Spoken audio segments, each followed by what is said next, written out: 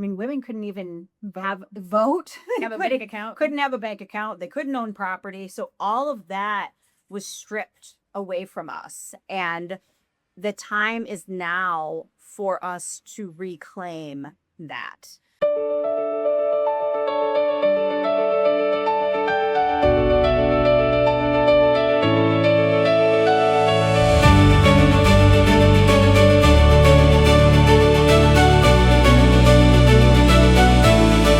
Welcome back to Her Horizon podcast. My name is Liz. I'm here with beautiful Paula, and we are going to talk today about the history of women and money.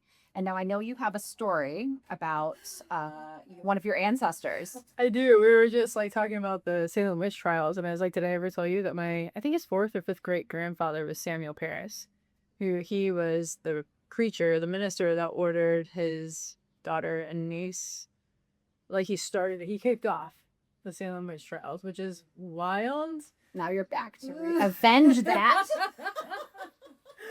Or just like love it all. Yeah. And like, you know what I mean? Because I've thought about it before, because how hardened and a person, male or female, had to be and scared, fearful to order family members to death for something like, you know what I mean? Like, how sad for them, like in the name of religion. Yeah. Like, how horrible. That's so true. And yeah, I went through like multiple energetic trainings, and one of them was it was a shamanic training, and because my dad's lineage is Chippewa, so it was very interesting that I have like so many different like the Salem witch trials on one time, but then also a line of your family that has like celebrated and revered the Earth Mother. Yes. Yes.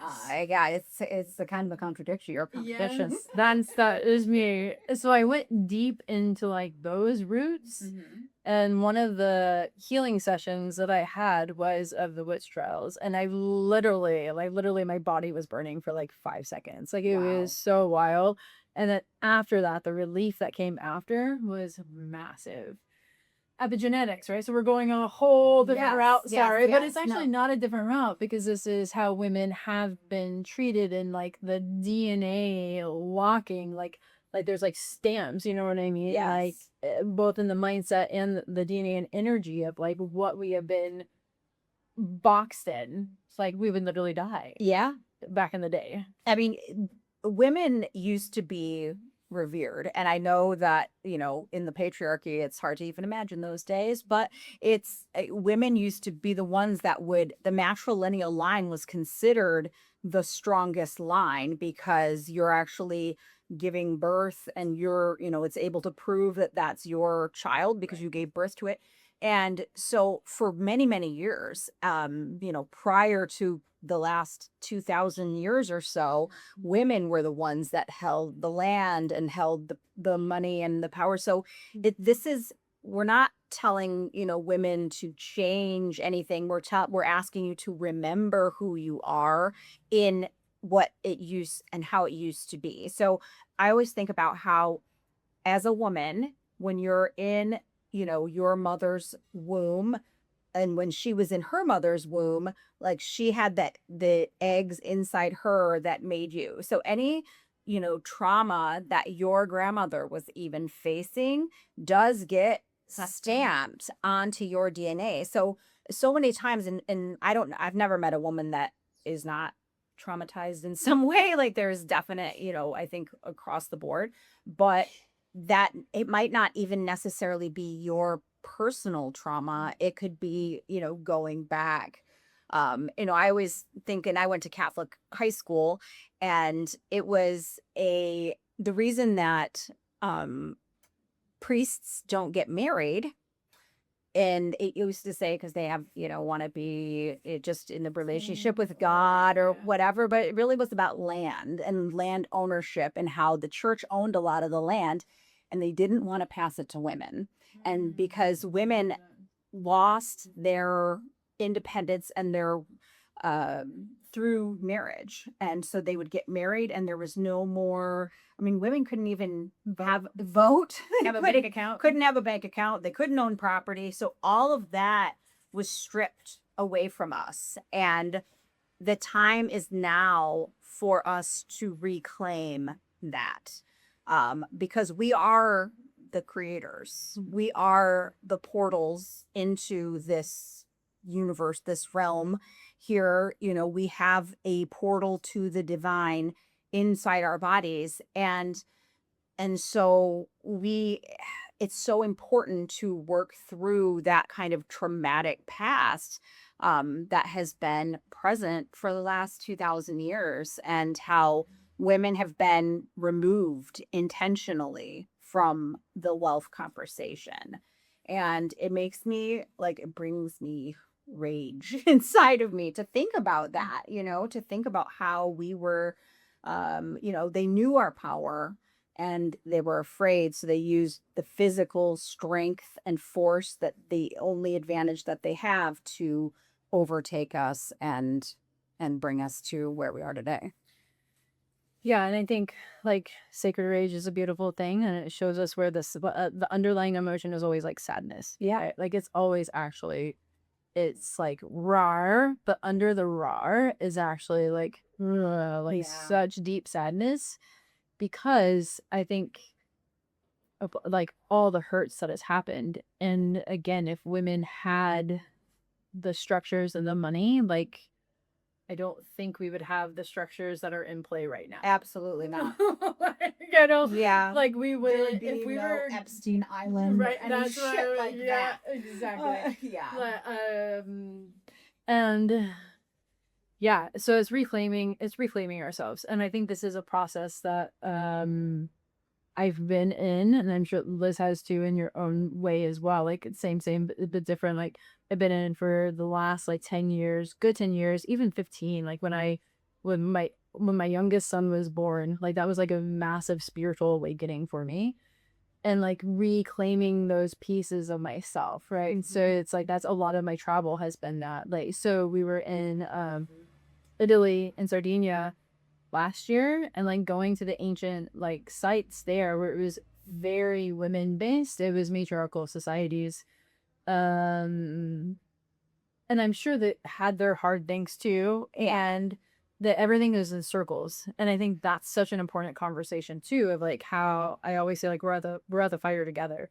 Like we are creating circles. Like it's not a top down hierarchy of I know more than you.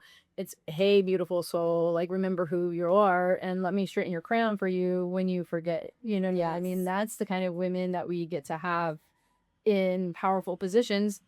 And for me having sons, I also see the beauty and the goodness in the masculine, like so deeply needed. It's the like we get to rise together. I think women, one of the biggest compliments I ever had from an ex-boyfriend, like who were so friends, but I put something on Mother's Day. I was like, like share what you would love women to know. You know what I mean? And I forgot what he said, and I was like, thank you so much. And he was like, it's because of women like you that I do what I do.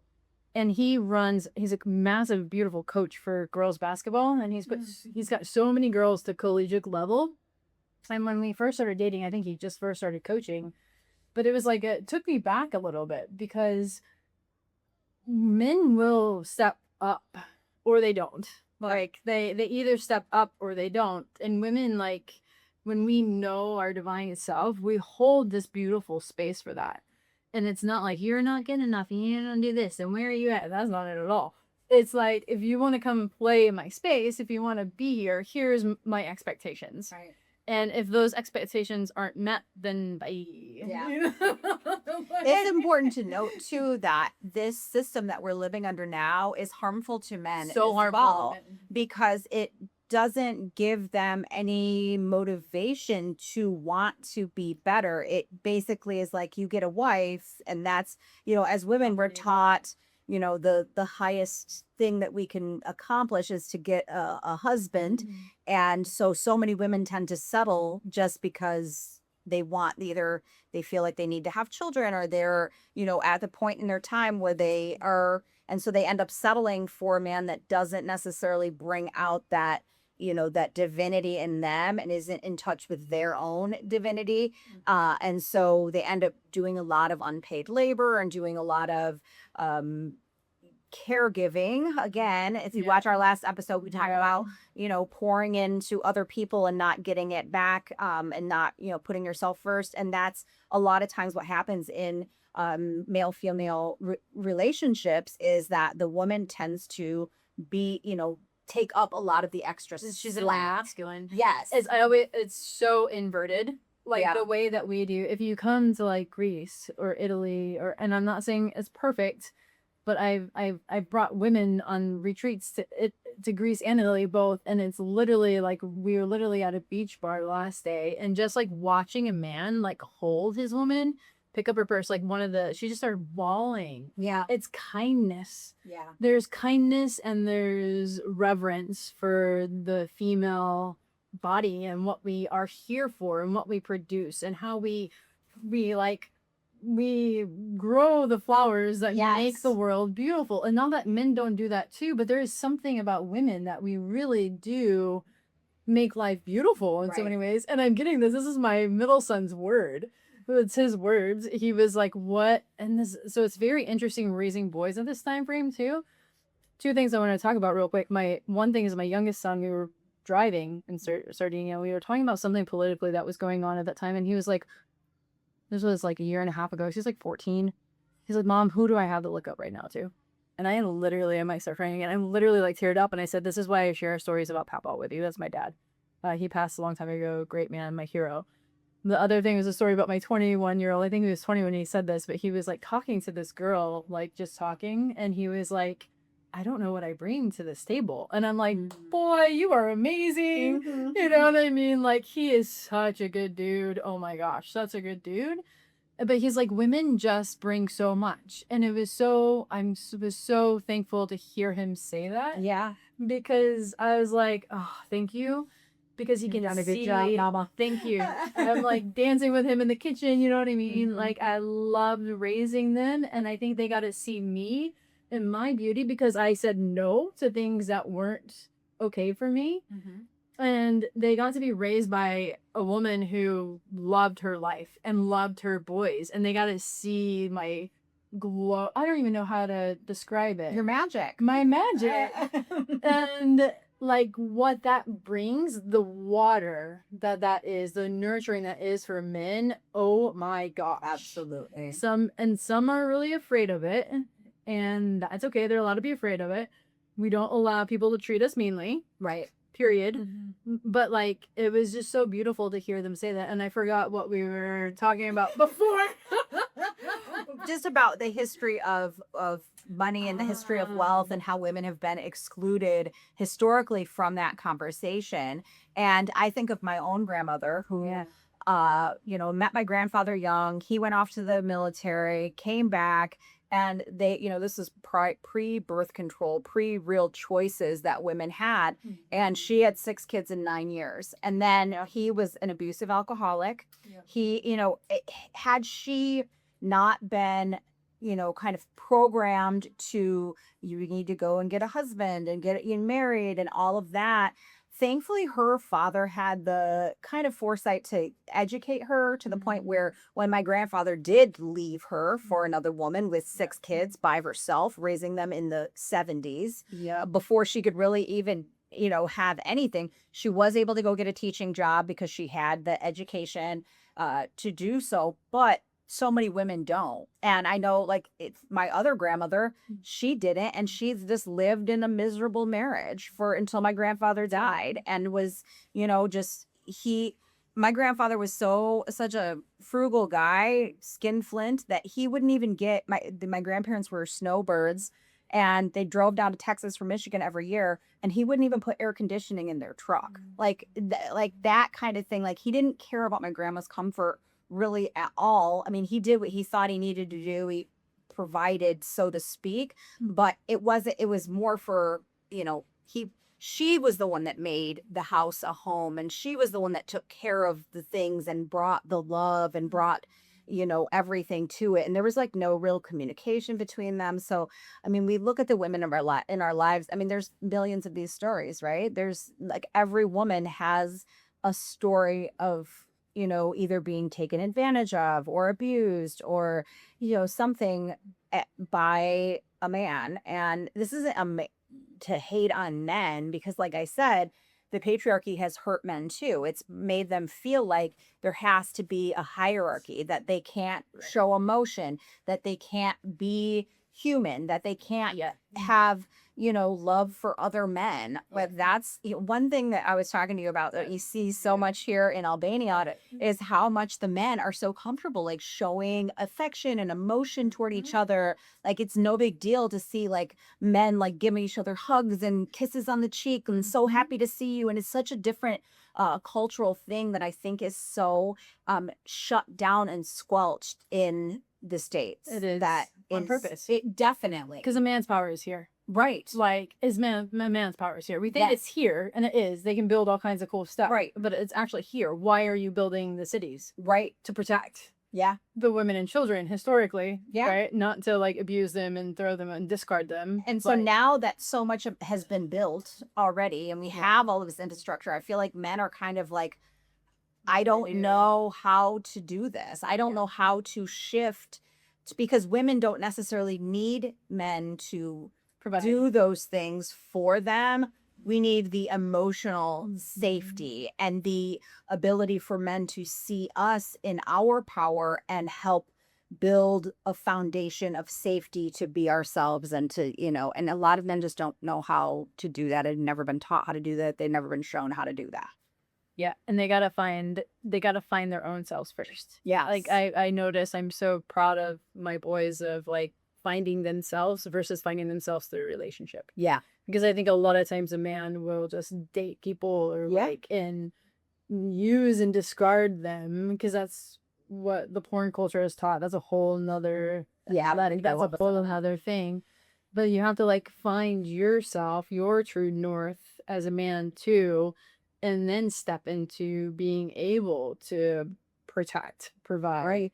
One of my favorite experiences, because hosting retreats, I'll call in the masculine, like energetically to like surround us for protection. And there's two stories actually. One was my first retreat in Greece, and it was like really like that was a big thing for me too, like seeing men like hug each other. Yeah, I love that. that. And like and taking women out and being like, as the American, being like, ooh, are we safe? Do I need to have my car keys in my hands? Right. No. Talking to our Captain Costas, and I was like, hey, are we okay? He's like, Holly, you guys are completely safe. You all can walk down the street naked and nothing's going to happen to you. And if anything did, the other men will come in and beat the crap out of whoever's trying to mess with you guys. Right. No one tried to mess with us. It just doesn't. Right. It's just a different culture. It's just a different culture. And I think that is actually what men want to be. Yeah. That's who they want to be and who a lot of them are, but have just like forgotten as well. So we're talking about the women waking up to like our divine beings and the ability to hold wealth and wield it in the most beautiful ways and giving from our overflow. And the men, the other story was there was about 5 of us women that, we were in a sailboat, went up the mountain at Apollo's temple at the top of, I think it's Kia. And there was a co-ed one, and like 3 or 4 men just kind of like followed, but far behind. You can sense, and like we went into like ceremony up there, and they like literally just surrounded us, like far enough away where they weren't like. We got back onto the boat, and one of the guys' name was Andreas, and I was like, Andreas, I thank you so much. Like, and he was like, of course we're going to protect you. Like, like duh, like of course. But for me, it was like the first time in like experiencing it in the tangible, because I called it in a lot, but it was like so beautiful to witness these men that just like heard the call. Like it wasn't even, there was no asking. They were just like, boom, we're gonna like make sure nobody messes with you guys, like it was really, really beautiful. That sounds awesome. So it's a co-creation. Like if we get to like work together versus against each other, like it can be such a beautiful co-creation, and the masculine really benefits from it as well. Absolutely. Like, and so they, Women, like I right. said, women will we bring you provide the foundation and we will bring the magic to make it, beautiful. And that's, so many men I think feel like they need to be in competition with each other. It's that thought of that hierarchy where, we talk about patriarchy versus matriarchy, and people think that they're opposites of each other, but they're not. Patriarchy is that hierarchy of where it's you're always trying to get and to be better, or to overpower, to do, be better and compete to be the best. Whereas matriarchy is more like a circle. Like we're bringing in the marginalized, the, vulnerable of our society, and we are holding them close, and we are kind of building that magic around them. Women don't care as much about who gets the credit or whose name is on the thing. We just care about progress. And that's, I think, one of the things that differentiates men from women is, and it's ingrained because, and it's partially because we're taught to care for everybody and be the caregivers and everything like that. But it's a good part of that, right? It's something that's good, that's come from that programming, is that we tend to, bring in and create a flattened system as opposed to a hierarchy. Yeah, and it's like, so like if you hear a baby crying, like we're like, Yeah, like, yeah. it's like literally like, what do we do? How Right. can we help? Like I always tell my girls, it's so interesting that you have sons and I have daughters. Yeah. But I always tell my girls, like, if we're out traveling and you're in trouble, yes, go go to find a those. woman, go find a mother with children. Like that too. that is who is going to probably be the protectors. And even though we look at, women in the wild, like the lioness is the one that goes out and hunts. I always think back of that YouTube where the lion kind of like smacked the baby lion, and the lioness like got right in his face and was like, I mean, that's women have this kind of feral-ish power about us, wildness, Yeah. that they've tried and tried and tried to tame through physical force, through removing our ability to make money, through, paying us less, through every means that the system could do to keep us out of our power, to keep us disempowered. And so now, with this mass awakening that we're going through as a society, the women are waking up to it, and the men who have benefited a little more from it are feeling a little disenfranchised by the awakening. But if they would, help and do the work that they need to do on themselves, and to understand that if you pour into your woman, like, she will build the world for you. I mean, like, it's such it can be such a beautiful commingling of energies that it can really do great things. It's so funny because all of the women that would be considered like the misandrous, or the ones that are, talking about how problems with men, are always in like the best, most loving relationships. I said you have a great relationship. Yeah. Like it's I because I know what and I trust me, I have not always had that. But I know what I won't put up with anymore. And I know that I'm not going to give myself and just give and give and give to something that's not giving reciprocal and giving back to me. And because of that, and because I do have such a supportive man who loves me and pours into me and all of that, I've built this whole life for him where we're able to travel and to live our best life, really. I mean, like, I haven't had an alarm in I don't even know how long. Like, seriously, like, I just live my life on my terms. I get to swim in the sea when I want and go and enjoy. I've built this beautiful group of girlfriends here in Suranda that I've been spending time with. And and we're working on building these things up to help, support my family. And yes, I love this too, because it was like when you were talking about like your grandmas, it was almost like there came like this like deep reverence for them of like where they were born, what society norms they were born into and doing what you had to do to survive. Yeah. And I'm loving them, loving all the feminine line before us for Yes. doing what they had to do to survive. And I think it's a really powerful, potent time to now take that, honor it. And the best way that I can think of honoring it is to give back to other women Absolutely. and to put like wealth and money into the hands that are going to nurture the kids, that are going to like nurture the families, that are going to Bring people into the bring circle. people together. And like, and I think that's a beautiful thing and a beautiful way of like starting this business. I remember we were floating and we are like, oh, I forgot about that. And so just now it's like, let's like call in the feminine line, right? To like say, hey, guide us. You know what I Yes. mean? Like we're co-creating with God's spirit, universe, and our ancestors. 1,000%. Yeah. And something else, and it was on the tip of my tongue, and I just forgot it. There will come eventually. Yeah. No, that's, I think remembering what the women before us have been through, the sacrifices that they've had to make. We're not diminishing that in any way. We are revering it. Yes. And we understand that they didn't have options. They had to, and I think that could be part of the disconnect is men are like, well, I want, a woman like my grandmother, but my grandmother was telling me as a woman, like, don't depend on a man. Don't build your own thing and be independent and don't be like me, basically. You have more choices now, you have more options now.